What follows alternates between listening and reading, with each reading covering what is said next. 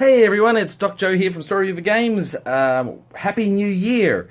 Now, we've been a little bit quiet over the last couple of weeks, and the reason for that was Christmas time and holidays.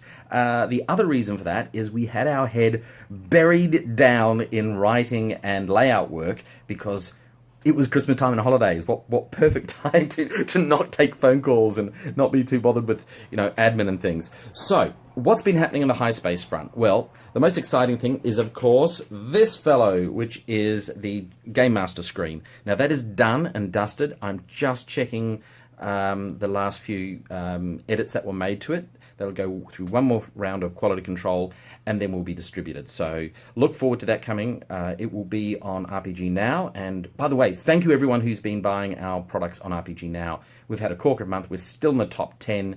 High Space is just selling really, really well. So thank you. The other thing that we've been working on is we took feedback from the Book of the Teraborg from a few of you.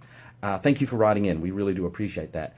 And what we've decided to do is add about another, I think it's about 6 or 8 pages to it, and those are going to be oh look, there's the beautiful, there, great screen. We're adding into it a whole bunch of archetypes. So what we got was feedback was, yeah, this is a great book, but how do we just jump into playing a Teraborg? So we thought the easiest way of doing that is to flesh out some really solid archetypes that you can use to build your character. My favorite archetype in the list that we've given there is he's sort of like a mysterious Clint Eastwood. The stranger who rides into town. He's got great tech. He knows how to, he's a gunslinger first of all, but also he knows how to teach people how to defend their towns. So the wandering, stranger. I'm really looking forward to playing him. I can imagine him with a big Stetson and 6 shooters, laser pistols. Awesome.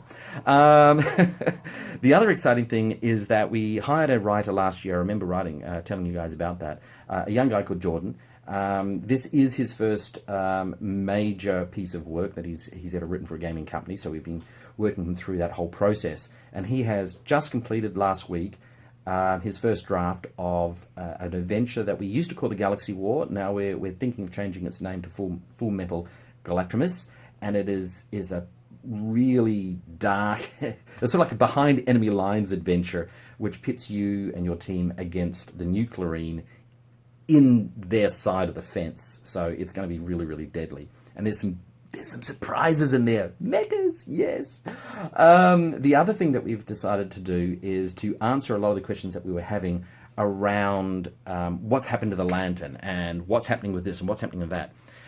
We wanted to roll out some of the adventures faster. So what we've done is we've created some plot point campaigns. Now, rather than just issuing these as a half a sheet and there you go, go with it, what we're doing is we're teasing them out. So each plot point will be about a page, maybe a page and a half, with much more GM information, and will give us some resources. We want these campaigns to be really playable.